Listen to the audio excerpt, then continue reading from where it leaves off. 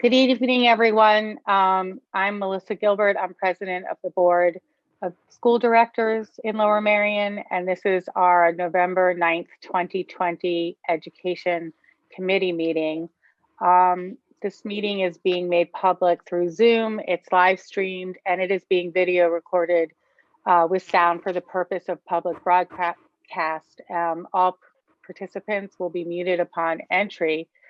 There will be time allotted for public comment on any topic, which can be given through the chat feature and will be read by district personnel. And when we get there, we'll let you know.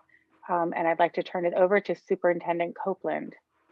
Thank you, Dr. Gilbert, and good evening, everyone. Before we hear this evening's presentation, I would just like to give a brief update on where we are with our health and safety plan, the COVID-19 pandemic, and our response to that in the schools.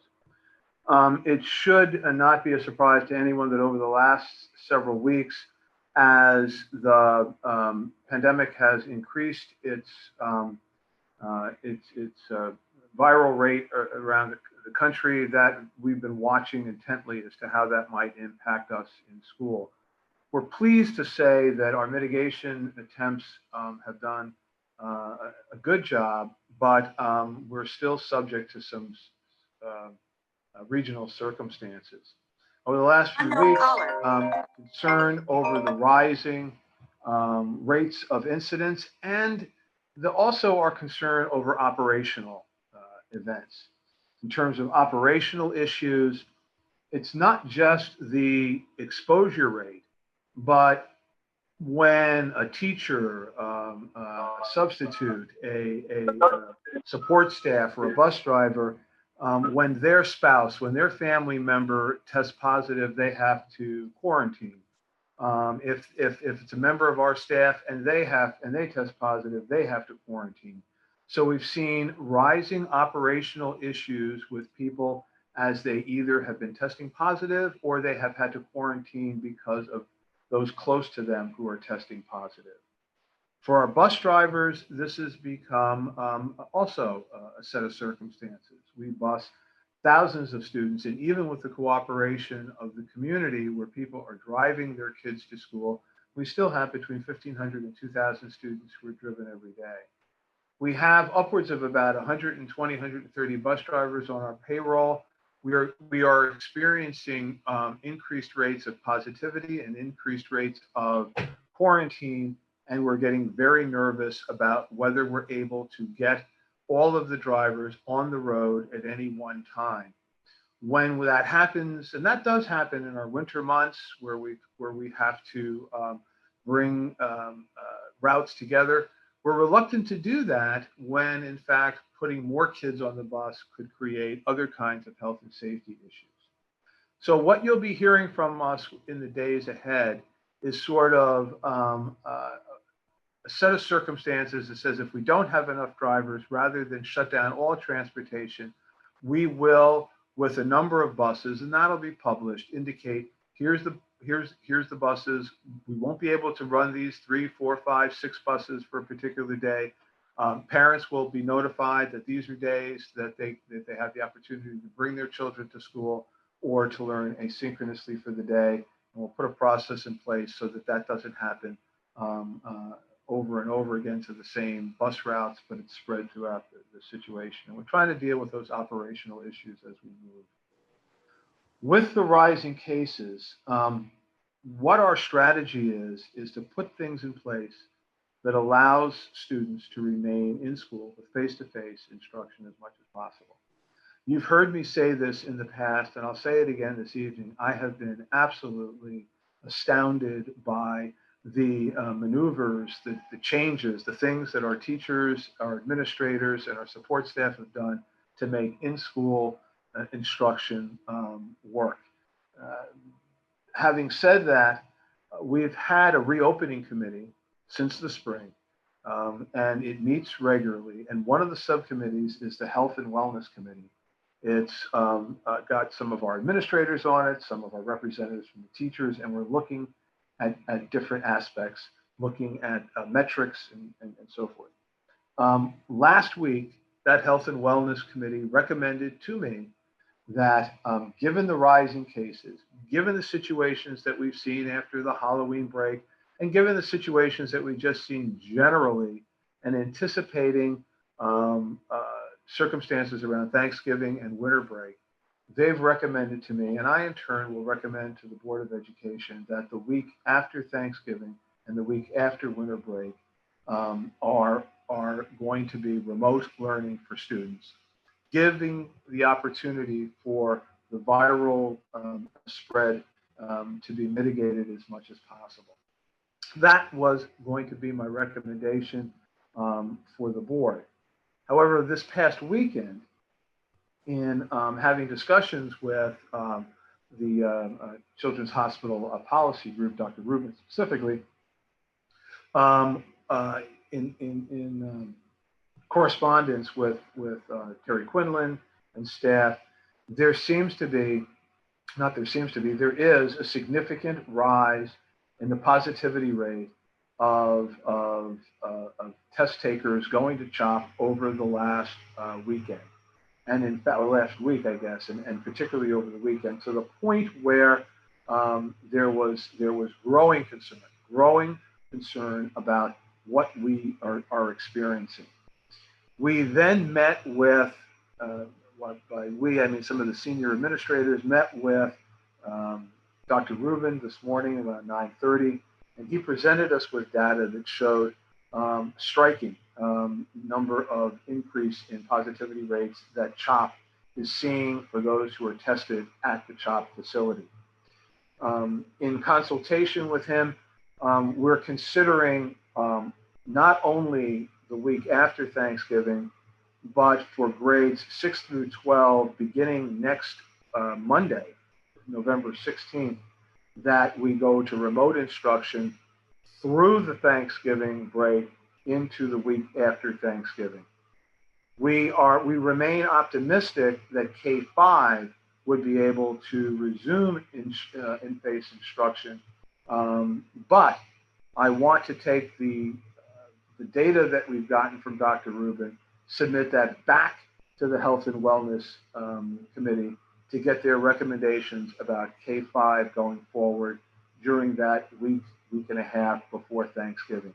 Again, let me emphasize that this is all around the issues of mitigating the spread of virus so that we can maintain as much in-school instruction as possible. The status, we're seeing rising cases, as I said, after we had our meeting with Dr. Rubin, it turns out that I had gotten an email from the Department of Education asking for an emergency meeting with all superintendents in Montgomery and Northampton County this morning at 10:30. So we went into that meeting where it was explained to us that we have now moved from a level of what was considered moderate infection to, let me get it right, Terry, is it substantial? Substantial. That's correct. The prior guidance was if you move into substantial, then they recommend that you go into remote instruction. Pennsylvania Department of Education has changed that guidance, and they're now saying when you're only within 1 week of substantial, that you wait till the second week before we recommend, not require, recommend moving into remote instruction. So we are in the first week of that. So that was at 10:30. What I'm going to, again, recommend is that the Health and Safety Committee go back, take a look at some of this data, and come back with a recommendation before the end of the week. We spoke at a hurriedly called superintendent's meeting with Dr. Rubin today in Montgomery County, and I had asked earlier in the day for some specific kinds of numbers. He had given us some general numbers about the area. We, in turn, gave him specific zip codes for Lower Merion, and he said that we've gone from a 2.4% positivity rate. And I'm emphasizing that this is testing that's done at CHOP, not testing that's done elsewhere. But a 2.4 positivity rate to currently a 5.7 positivity rate. And so with that, that's enough of a concern, I think, that again, I want to, this all happened over the weekend and today. I want to have the opportunity to take some time during the early part of this week to hear what new information we may have, as well as consulting with our folks about what impact that may have before I recommend that we take action. And we will communicate that in the next day or two. Let me end the summary with these two things. Again, the whole intent on some of these reduction and return to remote instruction is so that we can maintain our in-school program. And it's hoped that as we go through this and have some of these mitigations, that we don't see increased infection rates that would cause us to remain in remote instruction. We were encouraged to hear today that there are advancements in a vaccine. We're also encouraged to hear from Dr. Rubin that he's cautiously optimistic that testing will be more enhanced and robust in the Southeast Pennsylvania area. So we think those things speak well, and that if we do the things that we need to do, we'll be in a better position to get back to a level of normalcy. Here's where I'm going to ask for some communication, for some cooperation with our community. What I'm going to ask is that we stop some of these events that cause spreading, that we stop these some of the parties and the overnight things and so forth that make it difficult for us to contact trace. I think we are lucky, but we have 4 full-time nurses who are working on contact tracing. We've been in cooperation with the Montgomery County Department of Health, but please believe me when I tell you that it's the local folks in Lower Merion that really are doing the work of making sure that we're following up. We haven't seen the kinds of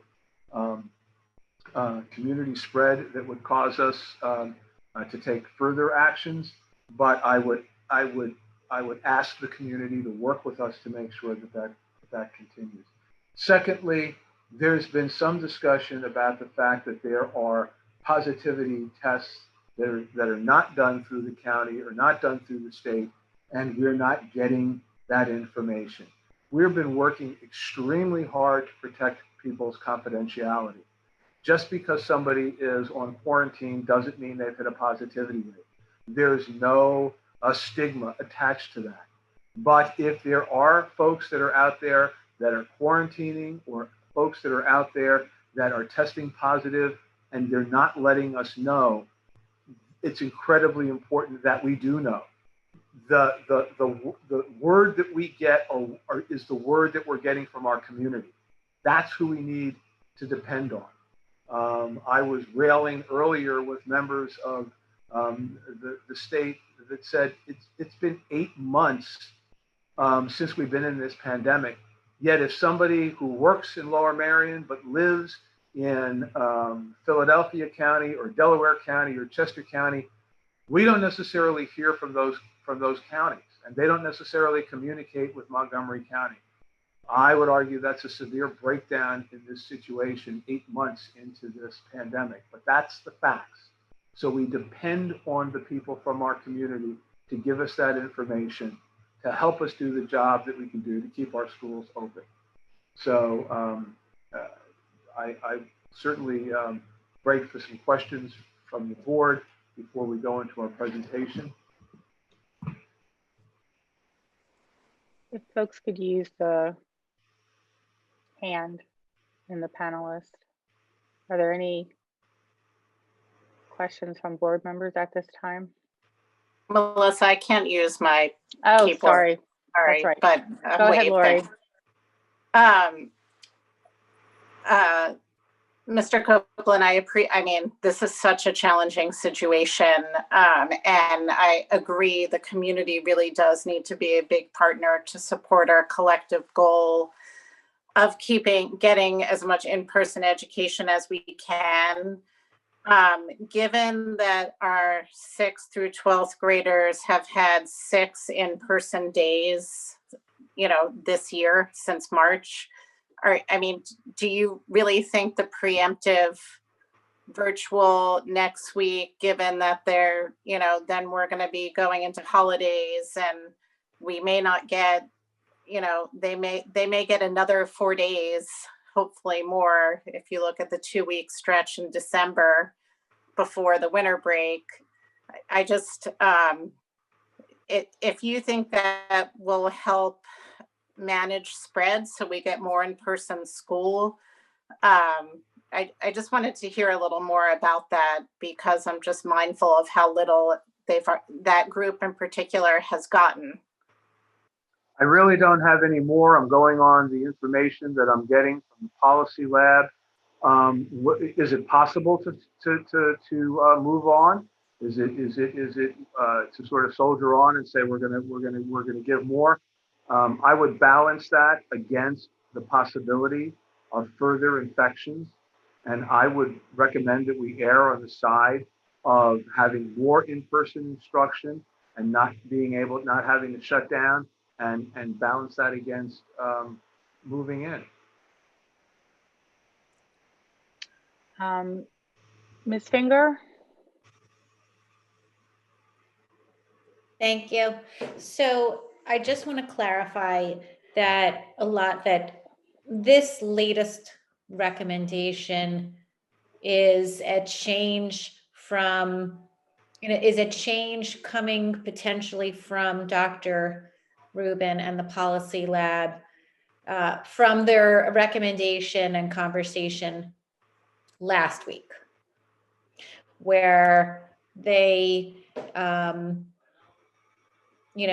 making a recommendation for the whole county wouldn't be beneficial because the populations are different, and that the numbers this week have changed their recommendation? Or is it your recommendation to be proactive and preemptive to do that extra week for the 6th through 12th grade?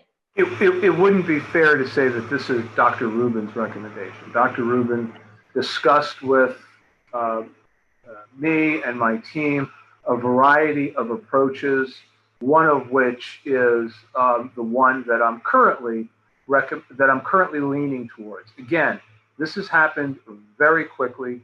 We haven't had the opportunity to discuss this with any of our building leadership. It's not gone back to the Health and Safety Committee. I'm trying to be transparent with you and with the public, but it's unfolding very, very quickly. And I'm just letting you know where my recommendation is standing now. Could you argue that it's too conservative? You could. Okay. But it has to do with the rise in the numbers and the attempt to prevent the spread and mitigate it so that after our breaks, we're able to be in school. That's the idea. Great. I had some real doubts about, the getting in school and what the impact would be. You as a board and as a community should be extraordinarily proud of the teachers and administrators that you've got in the buildings and the central office who have just gone out of their minds in terms of staff development and response, and the conversations that I've had with teachers about the joy that they've had in having kids back in school. I'd like to see that maintained, but I'd like to see that maintained with everybody's health in mind. I'm going to go to Ms. Kalish next. Thank you, Dr. Gilbert. I had 2 questions. One is a little more philosophical and one is more practical. In terms of the practical question, if you were to go those weeks to be virtual, would special ed, especially our higher needs special ed students, still be in building? How would that be So, approached? yeah, what I've said to Mrs. Frazier is there's a desire to do that. I've asked her to give me classroom by classroom those areas where she feels it's important to have special needs students in. Remember, many of our special needs students also require much closer contact with teachers. And so to be perfectly honest with you, want to personally sit down with the special education staff and go classroom by classroom, and have a firsthand knowledge about if we're going to bring students back, who they'll be, and what our safety plans will be for those students and those staff. Okay, I appreciate making the effort because I know that everybody's struggling with this, but I know that our families with especially high needs special education students are really having a challenging time, and that they're really appreciating their time in school. From a more philosophical perspective, from what you've been talking about, I've been thinking a lot about early in the pandemic, in the May-June era, when the state of Pennsylvania was in its red, yellow, green stage, and we had different rules for when school would be open or closed based on red, yellow, green, and then it changed. That sort of was my impression of what you were talking about with the recommendation from PDE changing to an increase to substantial, becoming the recommendation changing from being hybrid to remote. Is that sort of an accurate impression? Maybe Ms. Quinlan has a good, am I being clear? Well, I think you misstated what they said. I was under the impression that Mr. Copeland had said that in his meeting with PDE, that previously going into substantial would mean that we would be all virtual, and that that recommendation has changed to be hybrid. And that I was likening that to earlier in the year when previously being in yellow meant full remote, and then it was changed seemingly just because people in government wanted it to change and not necessarily because there was evidence behind it. And so I was just trying to assess what particularly Ms. Quinlan felt about whether that change in recommendation is scientifically warranted or because it's desperately wanted. I don't know that either Terry or I can get into the heads of the people who, or the motivations.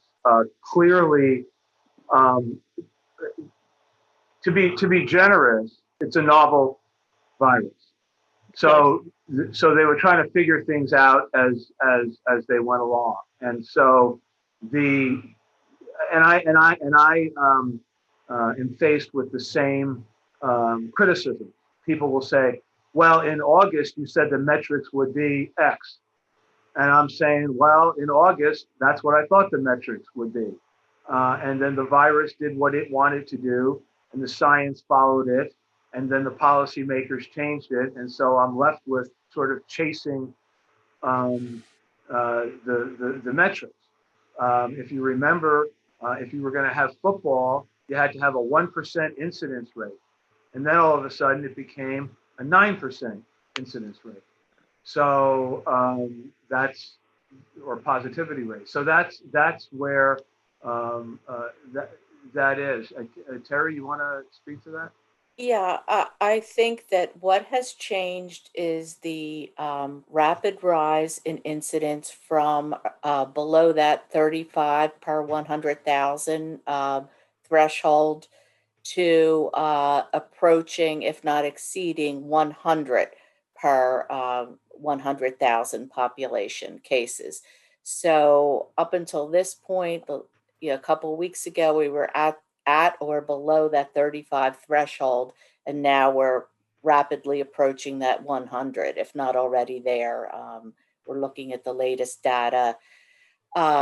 So the metric was always that once you went from moderate to substantial transmission, you would be thinking about moving from your blended or hybrid learning to remote, fully remote. And I think what they're saying is that give it some time. Mr. Copeland, if I understand this correctly, you want to wait until you're in at least the second week of substantial to see if that stays in that trend or increases before they recommend but not require that to move into virtual.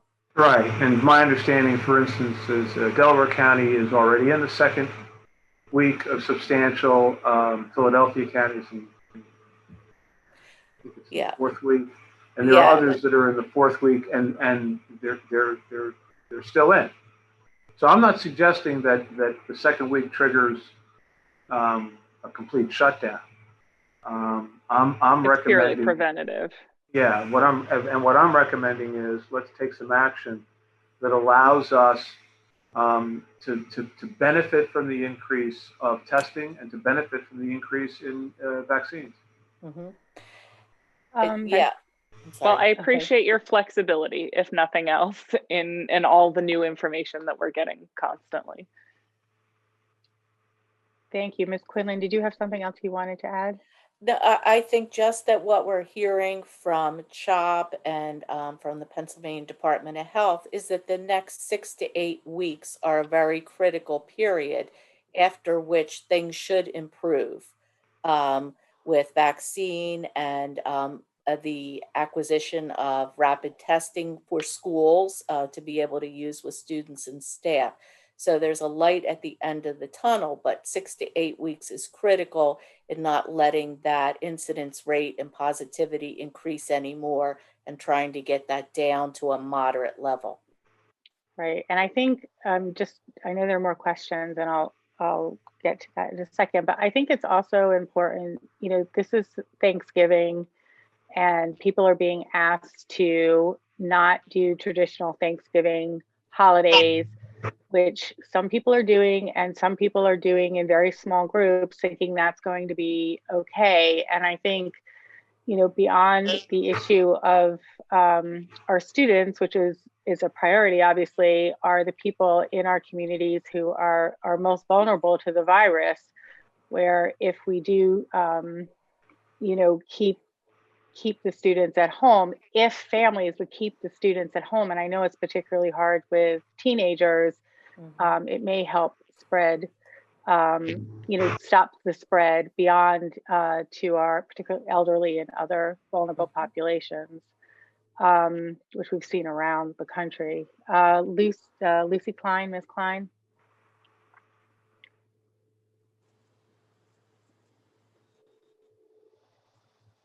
Sorry, it took me a moment to unmute.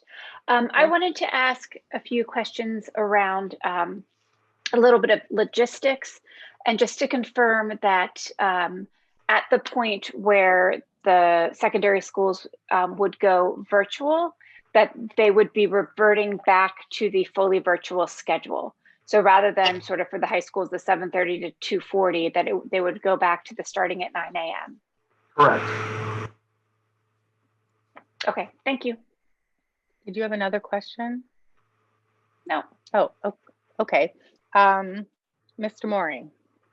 Yes, thank you. And one, I just wanted to commend the staff and Mr. Copeland and on just the excellent job that they've been doing in managing this as it's been fluctuating, and also just note that with the changing of the criterion and kind of continuing to be a kind of moving target, that this is also something that we've expected. It was kind of noted by the experts that there would be kind of a third wave around this point. And so just, I appreciate you taking the preemptive steps to try and get it in front of it as best we can, given where we are. And then I guess the other question I have is, how are we going to evaluate athletics through this period, as I know we've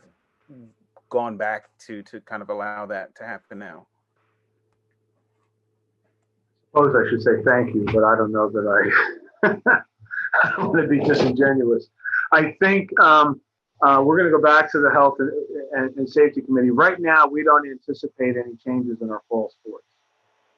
They're outdoors. We may want to reevaluate some of the safety issues that we have to try and mitigate those. And so we don't anticipate any changes in our fall sports, so long as, again, everybody does what they're supposed to do in terms of close contacts and so forth and so on. We're just taking up where we're going to go with our winter sports now, and that presents a whole new set of logistical issues because those are indoors. So we're at the, I know the athletic directors at the high schools have been working on it, but we're not done putting a plan together. I don't believe, I'm looking for Megan somewhere, I don't believe we're done with that, are we? No, they're working on that. Okay. Mr. Copeland, can you just tell us a little bit about where other co-curricular activities are besides sports, or what we're able to do at this point? Sure. So some of the clubs are operating virtually, like the newspapers and those things. I just got a recent Marionite. I don't know if Paradise has been published yet. The players and the drama clubs are the last I heard, they're still trying to figure out how to put some productions on, but they are meeting and they're looking at doing that. Some of the other clubs, again, are trying to work virtually and to come in under certain circumstances. I know robotics was looking at things. I don't know if Dr. McGloin has any better information than I do, or I saw Mr. Hughes lurking somewhere. Yes. Hi, everybody. Happy Monday. They are, as best as they possibly can. They're meeting virtually. So I believe we're running almost every organization that we normally would. And then the athletic directors at both high schools are doing the best they can to see if certain groups need to come in and have meetings. So that is happening. Okay, thank you. Ms. Ackman, do you have a question? Yes. There is, I think, we know a lot more about potential spread in school now than we did over the summer.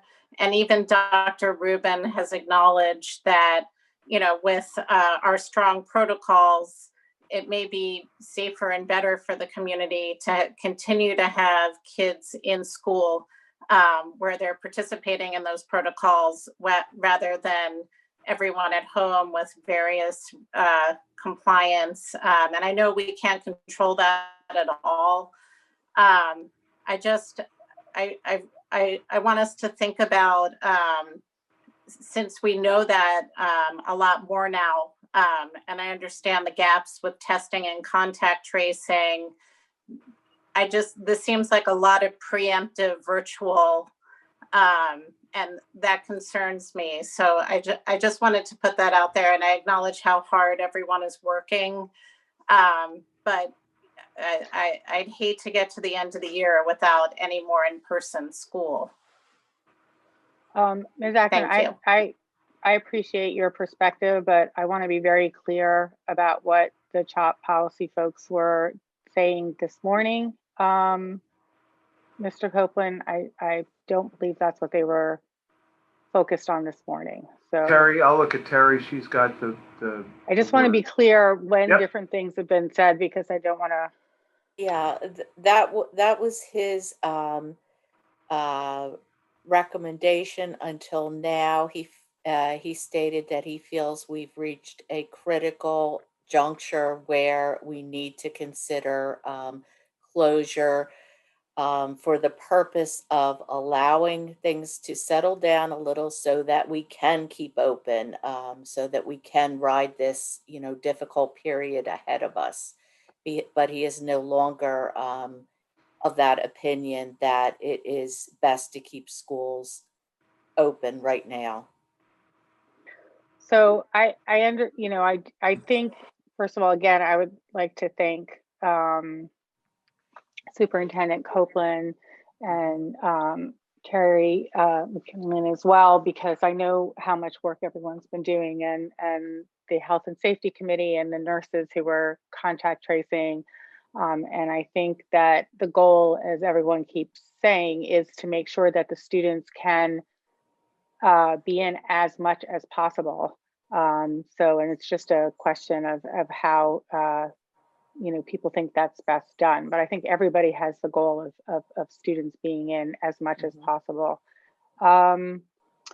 I think, Mr. Copeland, I think there's a presentation that There is a some folks presentation. are.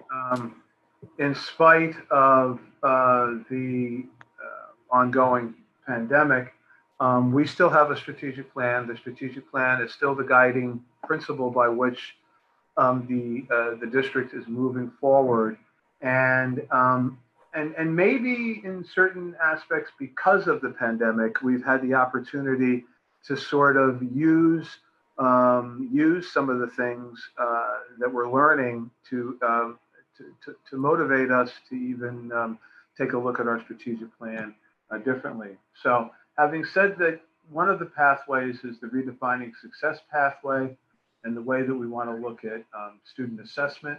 So with that, let me turn it over to Dr. McGloin and Mr. Lilly for their presentation. Thank you, Mr. Copeland. Ms. LaPera, can you pull it up, please? So as Mr. Copeland mentioned, we are still focused on the strategic plan, and the pandemic is actually going to have some impact on what we will talk about tonight. So I'm joined by Mr. Jason Lilly, who is the current chair of the grading committee.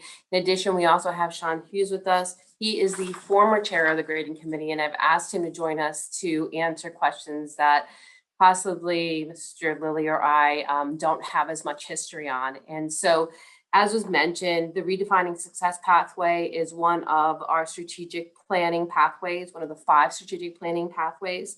In Redefining Success, we have focused exploration areas, and they include restorative practices, K-12 grading, and elementary report card. Tonight, we're going to focus specifically on secondary grading and also 213 policy. Next slide, please. Specifically, we'll talk about cumulative or quarterless grading that is currently occurring at both of our 2 high schools. We're going to also discuss GPA with regard to which courses count towards the GPA, class rank, and valedictorian and salutatorian. So at this time, I'm going to turn it over to Jason Lilly to talk specifically about cumulative or quarterless grading. Jason? Thank you, Dr. McGloin. Good evening, everyone. So the first thing we should start with is, what is cumulative grading? And in its simplest form, cumulative grading is grading where quarters no longer dictate when we assess and grade. All assignments for the year are in one big cumulative grade book where we no longer average quarters together to determine a final grade. We know from our Challenge Success Survey that grades are stressful for our students, especially at the end of quarters, which happens to be this time of year. Oftentimes at the end of a quarter, students feel the stress of teachers who feel the need to try to get one more grade in before the quarter ends, or they just didn't get quite as far as they thought they would in that period of time. And the current environment is no different. So we've made some adjustments and changes to try to mitigate some of those stressors.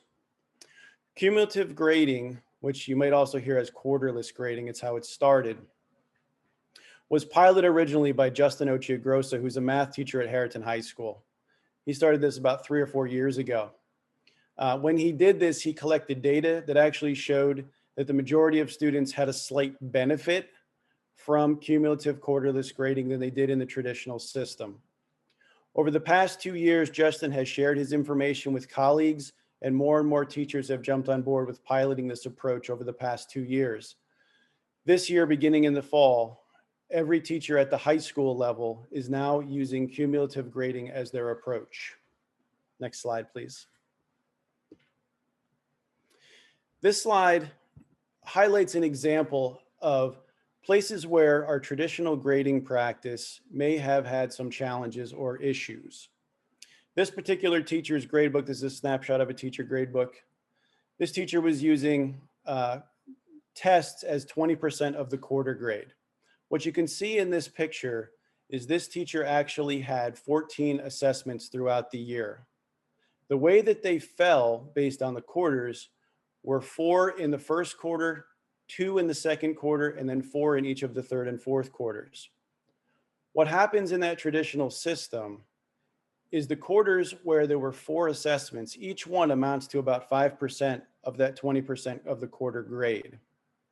In quarter 2, where there were only 2 assessments, each one ends up being worth 10% of that quarter grade.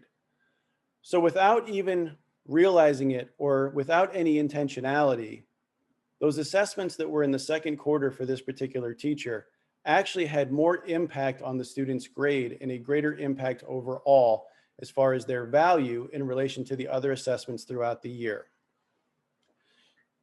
The other thing that happens in instances like this, even if this teacher were aware of the situation, is this is where at the end of that second quarter, this might be a teacher who says, we have to get that one more assessment in this quarter because they don't want just 2 assessments in that second quarter. They want to avoid having 3 sets of 4 and 1 set of 2 to try to balance out those assessments. So what happens in that situation is that stress then is passed along to the students where there's a rush at the end of that second quarter before the mid-year to get that one more grade, project, test, or assessment in.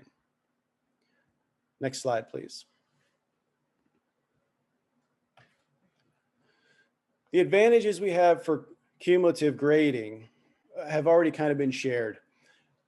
Parents and students see a cumulative average, a cumulative grade for every course at all times. It's always up to date. That stress that we talked about at the end of a quarter that can happen by trying to push one more assessment or project in there is mitigated. It disappears because we're no longer bounded by time in a cumulative system. That unbalanced grades, again, the assessment example that we gave, that is also eliminated because if there were 14 tests, those 14 tests are just distributed throughout the year in a cumulative grade book. There is no differences in how much they're weighted unless they were chosen to weight them a special way. The one disadvantage that exists in a cumulative system is what some people talk about as the hard reset. And what that means is, if someone had a lower grade than they expected in any one quarter, when the next quarter starts, it's a hard reset, blank slate, and they start over.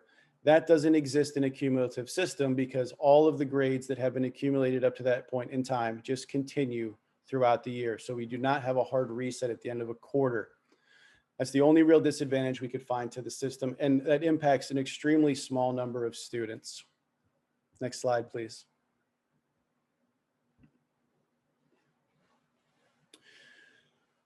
To summarize, every teacher at the high school level is now using cumulative grading beginning with the 2021 school year. High school teachers have retained autonomy in their grading. We just no longer average quarters together. Instead, grades are cumulative, and the current grade that's shown at any time in Power School is actually that student average for the entire school year.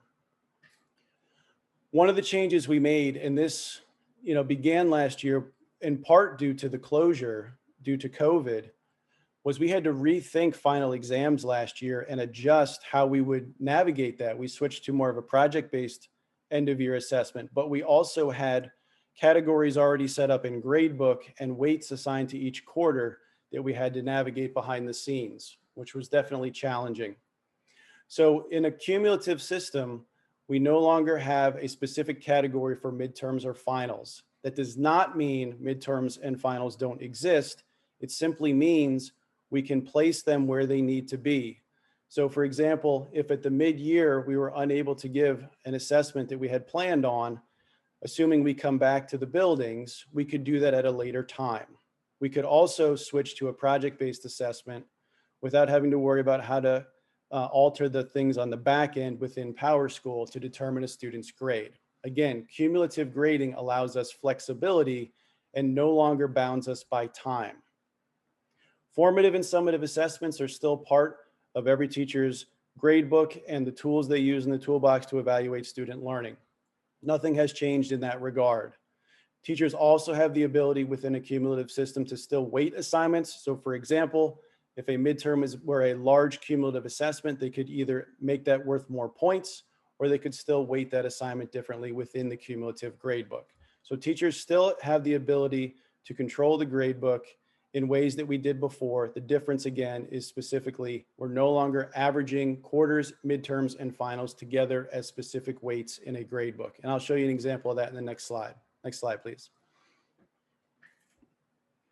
So this is a snapshot of what things looked like before and what things look like now. Previously, each quarter was weighted 20% of a student's overall grade. The midterm was counted as 9% of the overall, and the final exam was 11%. Again, didn't matter if that was a project or a traditional assessment, but that is what the gradebook looked like before. We averaged all of those together and came up with a student's final grade. In the new system, in cumulative grading, it's one big gradebook. All of those different assessments and projects and activities and homeworks, they are all part of one big gradebook, which together make up 100% of a student's grade. Just before we move on, the idea of averaging quarters together and having specific weights for midterms and finals, that really is an old practice, and it stemmed from a time where teachers didn't have digital grade books and they were using what many of us remember as the blue books. So they would put grades in a blue book, and the idea behind reporting specific quarters and midterms and finals was so that families knew how their children were performing in school, because there really was no other way to see it. It was snapshots in time, but it was done so that families would know how their children were doing. In today's world, we have digital grade books that are able to update immediately. So as soon as a grade is entered, that cumulative grade can be updated immediately. Next slide, please. We are still, because this is new, we are still planning to report out how students are doing. We're going to call those checkpoints instead of quarter grades, since we are in a quarterless system, a cumulative system. So where we had traditional report cards, we will make available a checkpoint, which will allow families to see student progress. I do want to highlight, though, that the PowerSchool gradebook is up to date and live with a student's cumulative grade at all times in our current system. So while this is a snapshot that will report out, students and families are able to see the most up-to-date grade inside of PowerSchool itself electronically. Again, the advantage of an electronic gradebook. Past practice, we have used a 50% grade floor. That is not going to change. It looks a little different inside of cumulative grading, but just to summarize what this practice was, if a student was performing extremely poor in the first quarter of the year, we make an adjustment so that their grade was at least a 50%, again, when we were averaging quarters together, so they had a chance to be successful with the remaining time of the year. What we never want to do is set a student up for guaranteed failure. So we make adjustments like that so that students can rebound and still have a chance to be successful. We are continuing this practice in cumulative grading. On the back end, it looks a little different, but for students and families, it still provides them a chance to be successful with the remaining time in the year. We would still report semester course grades at the middle of the year, and we would also report final grades for all courses this year, June 18th. So nothing really changes. What you see on this slide is a sample of a report card. This is also a sample of what you would see in PowerSchool in the gradebook. You see a Y1 grade for every course. That is their grade for the year. This particular student is doing fairly well, but what you notice is there's one grade. So that is their average for the year with everything cumulatively accounted for within the electronic gradebook. This is what it would look like. One thing I will highlight here is when we report out our checkpoints, what looks different is we don't have quarters anymore. So for example, when we get to say the second or third quarter, you will still see a grade book or a report or a checkpoint that looks like this. There will only be one grade. It will not have quarter one, quarter two, quarter three reported because the grade is cumulative. It will change and adjust over time. So parents and students will always see the most up-to-date cumulative average for a student at all times in the electronic gradebook. And with that, I'm going to turn it back to Dr. McGloin for some additional information and updates associated with Policy 213. The grading committee also looked at policy 213 and reviewed grade weighting, GPA, class rank, valedictorian, and salutatorian. The work began in 2016, and it included a review of policy and practice, research of similar school districts' policies and procedures. There was also a literature review on current literature for grade weighting, GPA, class rank, valedictorian, and salutatorian. And there was parent and student survey focus groups that included a significant amount of responses. In the fall of 2017, an update was provided to the board and with a recommendation for changes in spring of 2018. Several of those recommendations were to begin with the current freshman class, the class of 2024. Next slide, please. The first recommendation was to include all courses in a student's GPA. Unfortunately, due to the pandemic, we were not able to make that adjustment. And so the current class, 2024, does not have that as part of their GPA. In addition, we decided to continue our current practice of de-emphasizing class rank whenever possible and only reporting it when requested. That continues today. And typically the only time we see it requested is from academies like the Naval Academy, for example. Next slide. In addition, the intent was to eliminate valedictorian and salutatorian with the current class of 2024 and implement a summa magnum and cum laude designation to recognize academic excellence. With the removal of that valedictorian and salutatorian title, we needed to talk about how we would have speakers at graduation, because currently the valedictorian and salutatorian do speak at graduation. And so there was the thought to implement a formal process to identify the academic commencement speaker. Again, all of this was to begin with the class of 2024, that current 9th grade class. Next slide. Because we were not able to implement all of this due to the pandemic, we're recommending that we push it 1 year and we start to count all courses towards a GPA with the current 8th grade class, the class of 2025. In addition, we want to make sure that we have enough time to make sure our community knows of the changes. And so we're recommending that the valedictorian and salutatorian, also we push that to the class of 2025 with that speaker at graduation coming up with the formal process to identify those students. And then finally, we're recommending now we push the Latin designation of cum laude, summa cum laude, and magna cum laude to the class of 2023, the current 10th grade class. We feel like we can make that change a little sooner than the other changes. Next slide. What we need to do to make sure that we're following up on everything that was put into place is we're going to recommend a policy change to the AR with regard to high school grading in the December policy meeting. We did have a meeting for policy on Friday, and I spoke to the policy committee about that and said that we would come back in December with a recommendation for a change to the 213 AR because we currently have a different practice in place.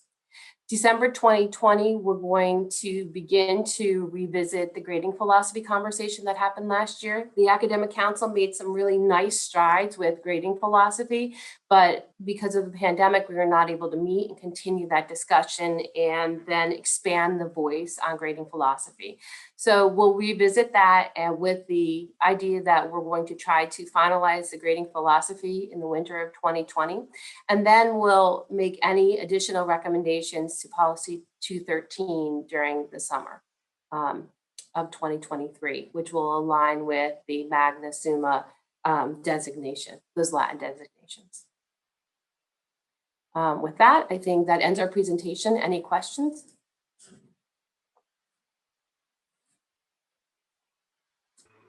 Thank you very much for the presentation. I appreciate that all the work that has gone into this, and I know that it's been a particularly long time for Mr. Hughes to be involved. I think it was before I was on the board. So, so I appreciate all of that. I see lots of questions, so let me, Mr. Lee. Thank you.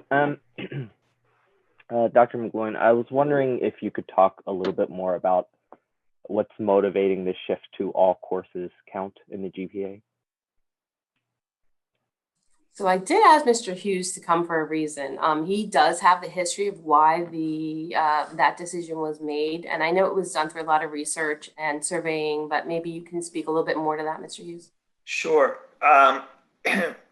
When we started looking at this in 2016, we realized at that time we only have about 12 courses that don't count towards your GPA at both high schools. Years ago, when that was first implemented in the 1980s, courses like world language and other was considered electives, and they didn't count towards students' GPA. But over the years, more things counted until you got to the final part of basically art and music were not counting into those particular courses. So we took a look at other schools, a few out west, a few along the East Coast, several around us, to just see what it was everybody else doing. And most school districts were counting to give favor to students whose areas or their strengths are art and music, that they take multiple courses in those areas, and to not have them count didn't seem right at that time. So the recommendation in 2018 was to just add everything into the GPA counting. I wonder if, with just, one of the topics that we've talked a lot about is the stress level of students.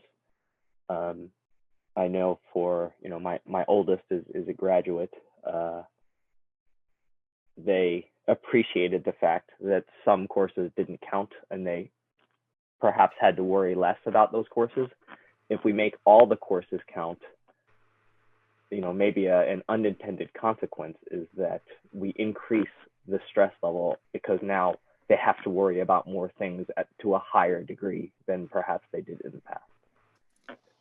Totally. That was actually a discussion of the focus groups, but a counter discussion to that was the students who kept saying, I'm not taking certain courses because they don't count towards the GPA. So a lot of kids were upset at the end of their 4 years that they never took certain electives because they only wanted things that would count towards that thing. So yes, that was discussed many times.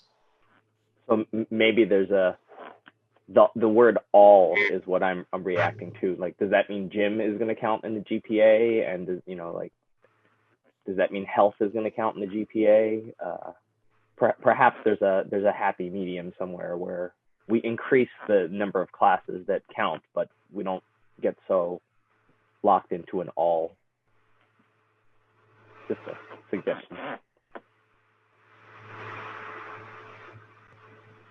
I believe this has been discussed in curriculum multiple times, and I know that as part of the strategic plan, there were some discussions of students potentially being able to take a few courses like pass-fail to be able to also deal with the issue that you're talking about, Peter, which would be to identify some classes that they just wanted to take because they wanted to explore something, even if they didn't think that they would necessarily.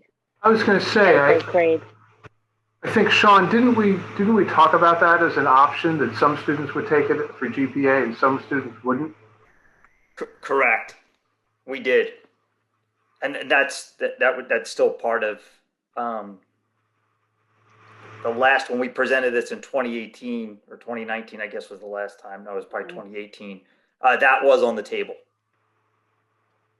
No. For courses like, mostly it was PE. But what about art? What about art and music? Those two were not. The discussions from the kids at that time, the focus groups, is they wanted them to count. And the staff, the faculty, did they have a?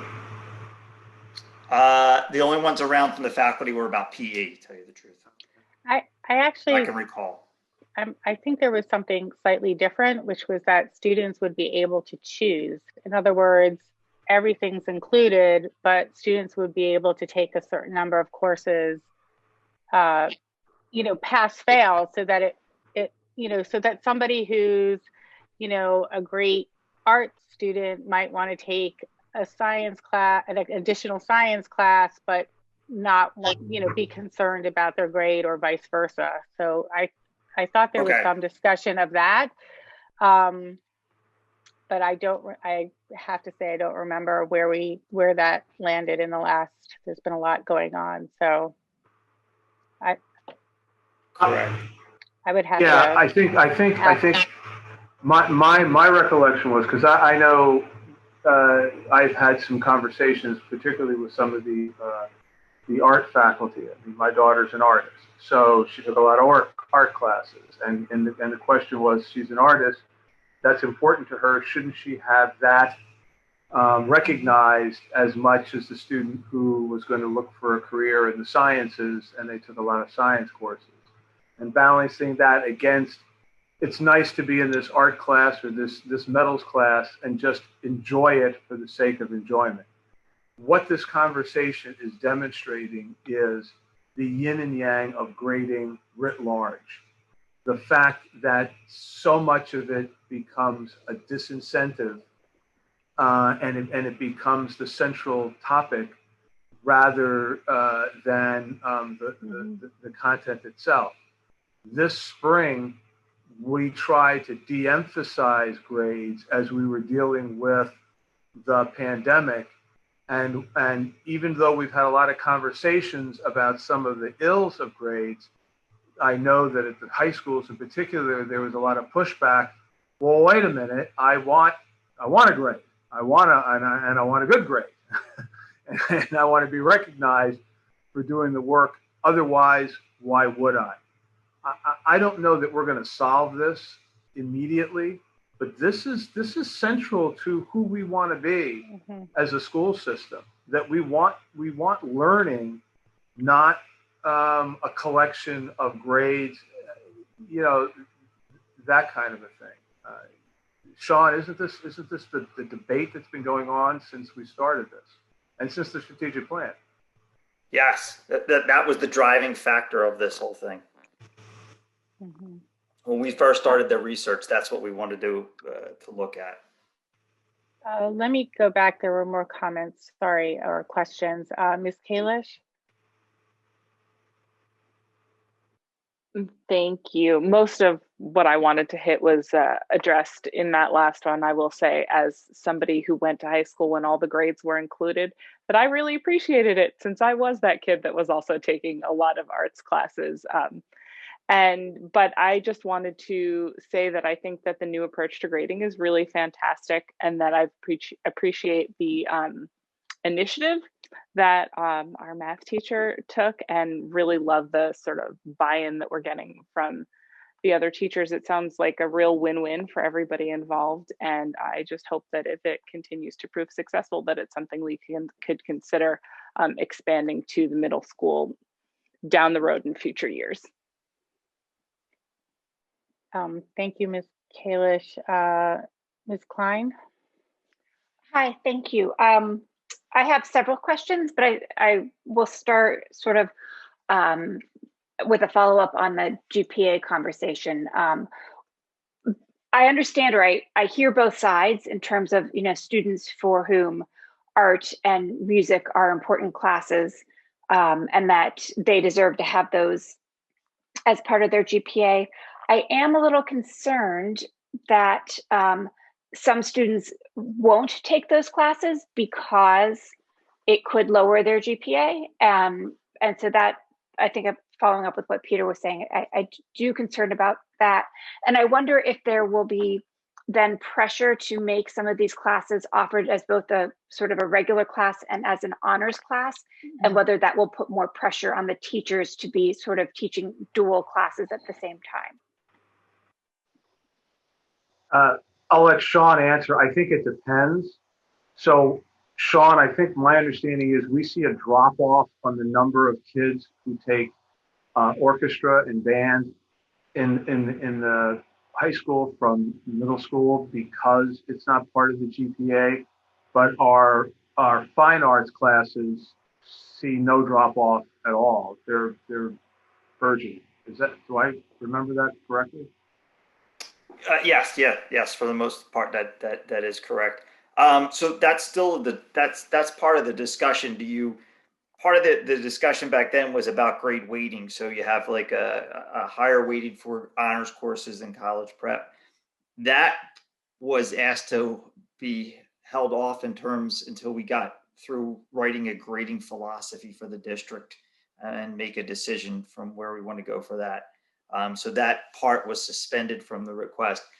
What we've looked at with honors and those with the courses of art and moving them up would be to just declare them all in that kind of a level for now. So it wouldn't put anybody at a disadvantage if we were to do that. And truthfully, most of all those courses, that's the other part of this, are offered only at the honors level anyway. But they already differentiate now. So, you know, our art program hasn't seen, it's actually since I was going to say it's been a huge increase. I mean, we've been up one teacher in the last couple of years. We've included so many new programs within there. So we've not seen any decrease in that. Thank you. I also wanted to ask a question about the quarterless grading and the move from having sort of a specific identified time for midterms and finals, and how that will impact the concept of quarterless grading. I very much appreciate and understand. I worry a little bit that without that defined time, like this is when your midterms are going to be, that students might end up having midterms or sort of more heavily graded assessments or weighted assessments over a longer period of time. So that I'm wondering about sort of how that stress can be managed if there isn't this is when you're going to be doing your primary work or your more heavily weighted assessments. And then you get sort of a breaking point, you get to start new almost. And I'm wondering how that will be balanced and if teachers will be given guidelines that say it should be within this time frame. And then sort of similar to that, whether there will be consistency within course groupings. So for example, all the 9th grade biology or all the 10th grade chemistry courses would work in collaboration to figure out when those would be, so that they would be sort of weighted the same and treated the same across classes. So this is something that we have begun to discuss as a team to decide how that might actually look to make sure that there's not any heavily a time where students see more assessments than another. So we have had that discussion and what those midterms and finals should look like so that we have a common touch point for our students and we're able to use that to make sure that we're meeting the needs of our students. And so we have begun to discuss this. We haven't finalized it at this point, but we will make sure that there's no conflicts or an overabundance of tests at any given time. So it is a discussion point at this point. Okay. Thank you. And I just have, sorry. Could I ask one last question? Sure. Just a really basic question about if you could talk a little bit more about what you mean by the concept of grading philosophy. It feels like a very big topic to me, and I'm trying to sort of just understand the basics of it. So I'll jump in there. Basically what it is, it becomes our belief statement. So if you think about a mission or vision statement for the district, it becomes sort of our vision of why we grade. What does it mean? What do we value within grading? What's its purpose? So those are the things that we talk about. You know, when we say, you know, if someone says, well, a grade is to just let somebody know how you're doing in class. Well, what does that actually mean? How are you doing in relation to other people, in relation to the standards, in relation to this particular class?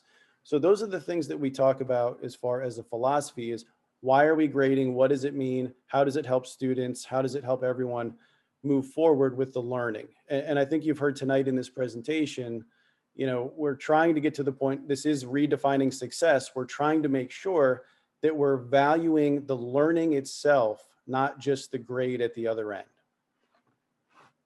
This came out of the strategic plan directly and all the conversations around the strategic plan. And I think it also ties to the holistic needs of students as well. it looks like before Lori, let me just, I know Ms. Finger had a question and then I'll go to you.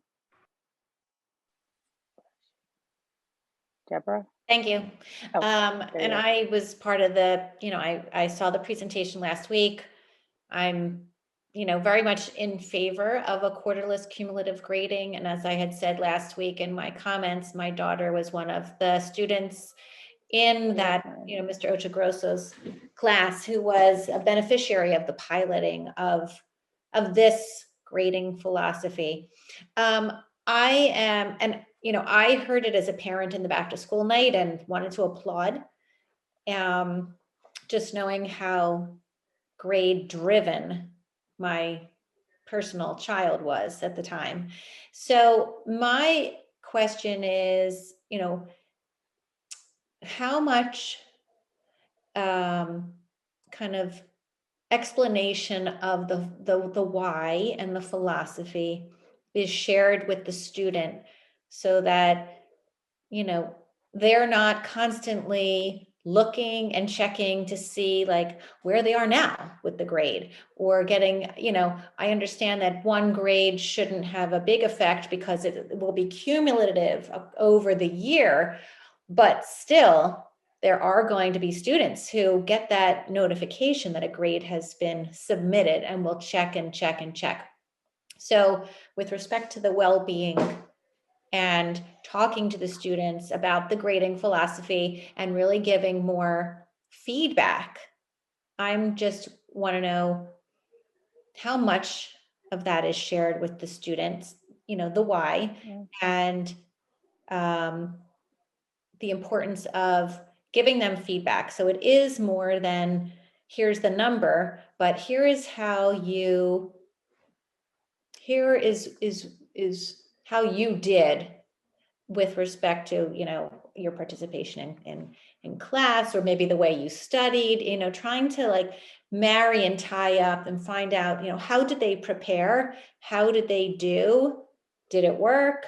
So I think there's like a few things that I'm curious about how you are sharing this with students, if that makes sense. Yeah, so I'll jump in first. Sean, if you want to chime in, that's great. So I will say this year, since everyone is on board and everyone at the high school level is doing this, it was incorporated as part of the syllabus for each class, and we were consistent with what was included there across the board. So that's in and of itself a place where teachers would have a conversation with their class, probably similar to what Mr. Ochagrosso had, gave at the time. So that is something that's ongoing, and that happened in every classroom. The other thing that I'll say in regards to feedback is that comes back to that question about philosophy. You've seen some changes in our elementary report cards where they now include written feedback. Those are some of the things we're talking about within that grading and reporting committee as far as a philosophy. If that is what we believe, that we value things like feedback, which I think it's safe to say we do, what does that look like, and how could we, continue to grow and change what our secondary reporting looks like? It's one thing to include it on an assignment and have that feedback either verbal or written for a student, but we're talking about even growing that to the point where that is some of what goes home and is part of the ongoing feedback throughout the year. Great, thank you. And just to add to that, over the last couple of years, when it first came out from Harriton, and Mr. Copeland this is a story he always shares. He does these leadership with both high school students. He brings leadership groups together, and we spend a whole day doing a variety of activities. And then we usually have about a series of 5 or 6 things that we run by the students to give us feedback on. The first year we did it, I guess, was 3 years ago, and the Harriton students were explaining to the LM students what quarterless grading was. And they did an average to above average job on it, on the explanation, but the outcome was the LM kids were like, I'm not exactly sure what it is, but I want it. And the following year, we had about maybe 20 teachers pilot it. And last year we had about 60 teachers piloting it, with, I would say more than half of those teachers did 3 surveys throughout the year to get feedback on what they thought with that. And that's one of the reasons during the spring, we really discussed this, like to look at how can we move forward with this based on the student feedback that we had received from the teachers. Thank you. That's great. And can I just, one little piece? Do you ever ask students after particular, maybe after an assessment, how they prepared and see if how they prepared matches up with how they performed? And then try to maybe rework that and, maybe teach them the how to study beyond, reading notes or cramming, et cetera. I can tell you that does, I can't say that every teacher does that, but I can tell you that happens in a lot of classes. I've seen it a lot through teacher observations, things that we've shared with the superintendent reports that we do. So again, I can't say that it occurs in every classroom. That occurs in a lot of classrooms. Ms. Ackman?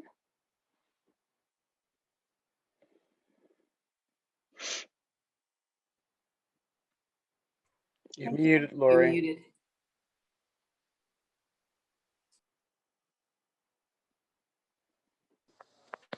Sorry about that. That's okay. Lucy and Peter asked most of my questions. I share a little bit Peter's concern about our grade-driven students maybe being less inclined to add, a class that maybe they wanted to take to explore something that they don't usually do that now has a grade, although presumably everyone's going to try hard. But my question is, and I think the philosophy is really great, and I applaud everyone for making this happen. I've seen the impact of quarterless grading, and I think it does help. Sometimes I'm a little concerned, like Lucy said, about maybe the pace of the work and making sure the kids get enough touch points or benchmarks or even grades consistently so they understand where they are. And I'm just wondering also, is there like some standard? And sometimes, and I'm sure there's very good reasons, teachers don't put in grades consistently. So you end up maybe not knowing exactly where you are and then get kind of like a nasty surprise all at once. So I just wanted to know if there, how you all are thinking about that to make sure that even though it's quarterless, there's the work is consistent and doesn't come in a few distinct points.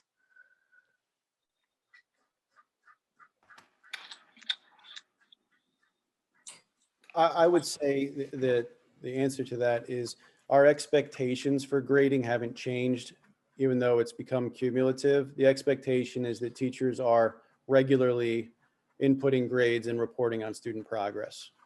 Okay. And there's, I think, at least 6 different times during the year that we're going to be pulling just to take a look at the grades. And so we'll monitor that as well because of those pull points. Okay, that's exactly what I wanted to know. Thank you. Okay, I think that's it from questions from the board at this point. I just want to thank you all again, and I know that this has been a topic of conversation in many curriculum committee meetings for years now. So I think the progress is great, and we'll look forward to hearing more in CCOB and then eventually at the Education Committee. So thank you very much. Mr. Copeland, is there anything else you wanted to say? No, that concludes our reports. Thank you. Okay, great. Then at this time, we're going to take public comment. And the way we're going to do it is you'll be given 10 minutes to submit your public comment through the chat feature. There'll actually be a clock that shows up to tell you how much time is left. Please provide your name and where you reside within the district in order for your comment to be read aloud. And we ask that everyone asks one question with it, or one chat. So Ms. LaPera, can you start that when you're ready? The chat feature is open and the clock should be up. Thank you.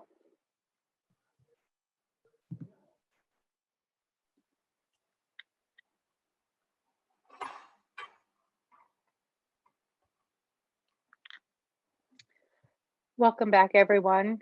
We are going to have our solicitor, Mr. Roos, read the comments, please. Good evening. Can you hear me all right? Yes. Okay. We have about 12 to 15 comments. First is from Katie Calabrese, Wynwood. Superintendent Copeland, Ms. Quinlan, and LMSD staff, thanks for everyone's hard work on this. I'm grateful to Superintendent Copeland for acknowledging how important in-person schooling is for everyone. Plenty of families, including mine, are thrilled with how this has been going. I really hope in-person education will continue to be prioritized.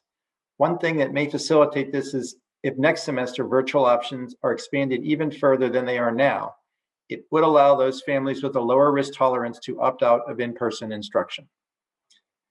Next is Aaron Boyle from Marion.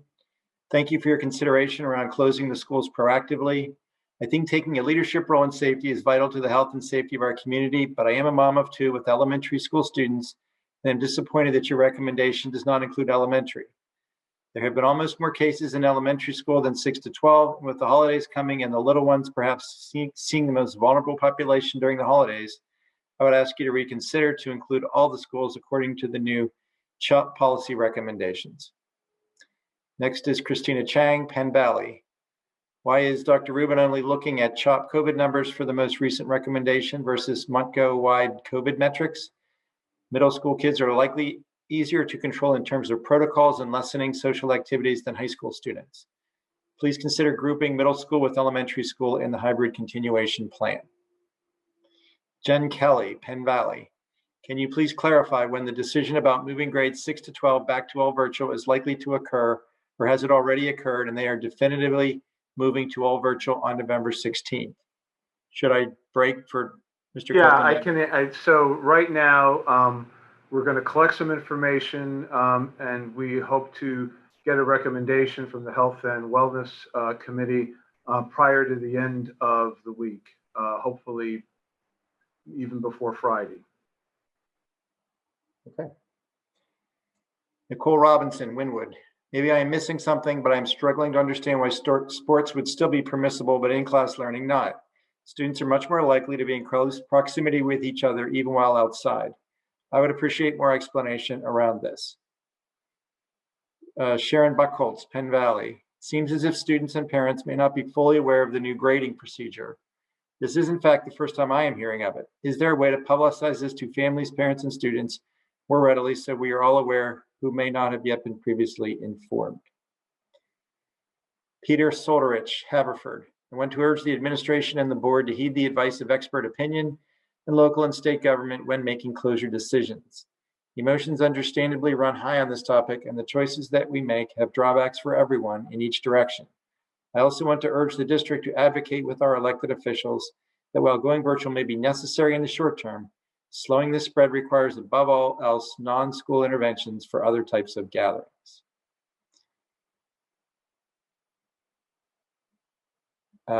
Next is Ruth Jenkin, Wynwood. Is there a possibility for students who take electives to have a choice as to count the grade or to choose a pass-fail? Why is it necessary for all the students in an elective to do the same thing as opposed to individual choice? And I'll read one more before I stop. Chris Williams of Wynwood. Will teachers be able to work from home if middle and high schools move to remote learning in order to remain safe and to be part of the mitigation effort? So in August and September, our schools were closed and we did have some athletic activities then. They're outdoor activities. They're under scrupulous supervision. And so that's one of the reasons why we would consider letting sports continue. The issue of just looking over the electives counting, does either Sean or Alexis want to talk about that real quick?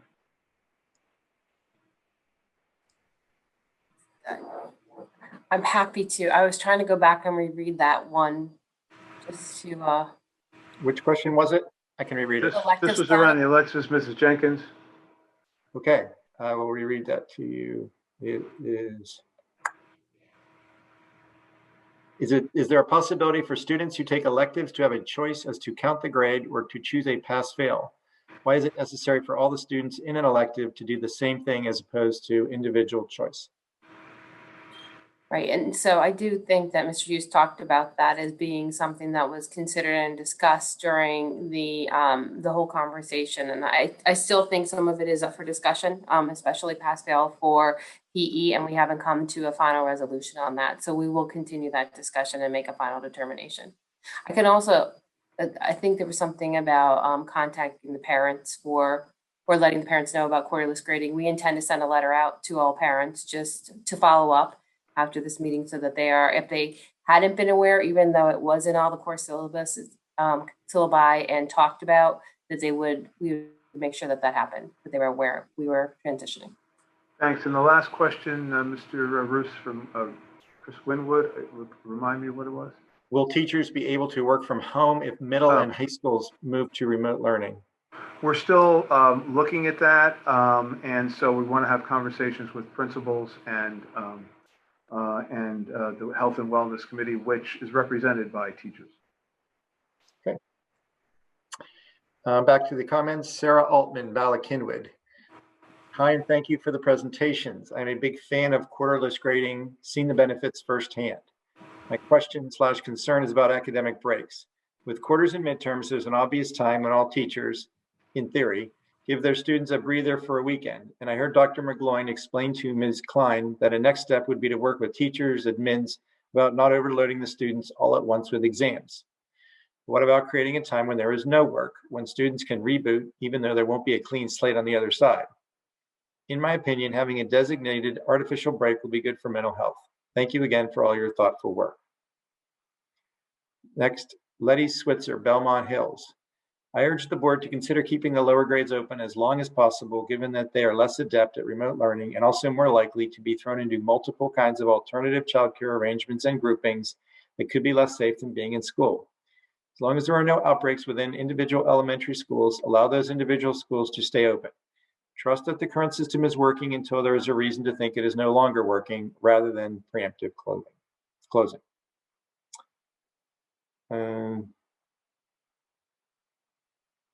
Next one who listed their address was Abby Cohn, Bala Kinwood. Please consider keeping kindergarten in schools. Zoom is not developmentally appropriate for kindergarten children. Thank you to the teachers, administration, and staff for all their hard work and health and safety precautions. There's 2 more to go. Should I finish those or do you want to stop now for answers? Mr. Copeland. I'm sorry, I was commuting. Why don't you finish up? Okay. Doug Bomar, Bala Kinwood, and Bala Kinwood Middle School and Kinwood Elementary. Regarding preemptive closing, is any consideration being given to the incredibly low number of positive test results in schools, more relevantly in Lower Merion schools in particular, particularly when community spread numbers are based on PCR tests that are known to be unreliable at best and misleading at worst? Any thoughts given to the health and well-being of our children beyond the low risk civic poses to them, both mental and physical? Our schools cannot continue to let them down. Next is from Nancy Polychronopoulou, Bala Kinwood. I apologize if I mispronounced the name. With regards to the transition back to virtual school for elementary school students, it would be best to return to the schedule that was implemented at the beginning of the year.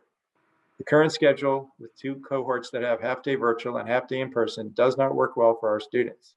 If we move to all virtual, then this schedule will be even more difficult, since only half of the day the students interact with others and have a daily routine. The teachers already have worked with both schedules, and the transition should be relatively simple. The children will have the opportunity to interact with more of their classmates, but most importantly, their daily schedule will resemble more irregular school day schedule. On the contrary, what happens now with 2 cohort schedules is that students are given activities to complete at home, and these activities are not enough to cover the entire school day duration. They then spend their day playing, and it is and the comment cuts off. And that's all the comments. I believe that's all the comments there are.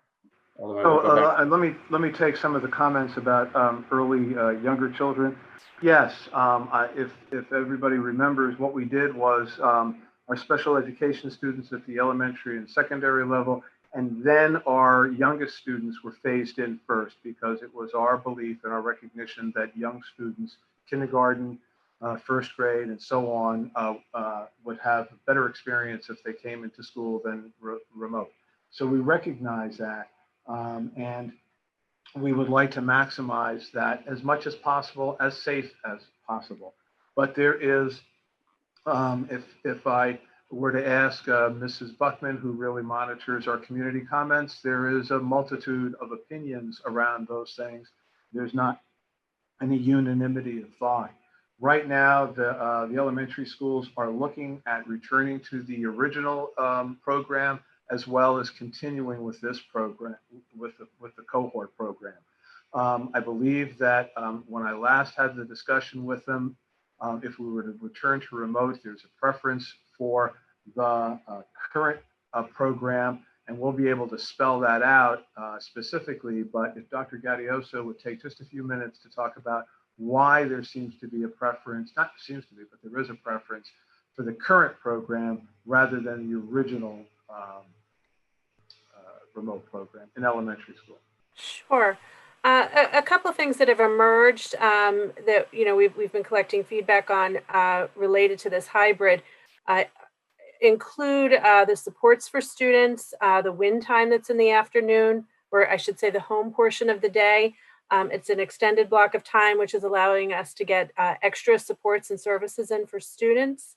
Additionally, what we're finding is the smaller groups of students allow teachers to have a lot more opportunities for contact with individual students. And where we have, Marion has had a closure using this remote schedule, the smaller group sizes and the remote learning, we've had some feedback that that's been very positive for students as well. There's a difference between a secondary school teacher seeing 20 or 22 little icons on a page as opposed to an elementary seeing 20 to 22. And they're finding that if they've got 10 to 12, they can provide a more intensive instruction, correct? Agreed. So those are a couple of the points that have been shared that really speak to some quality of instruction that are swaying us to some benefits that were unanticipated when we set out originally this year. Thank you, Jim.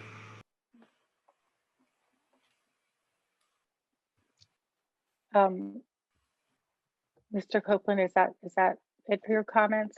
I just didn't want to cut you off. Yes, that's. Okay, great. Thank you.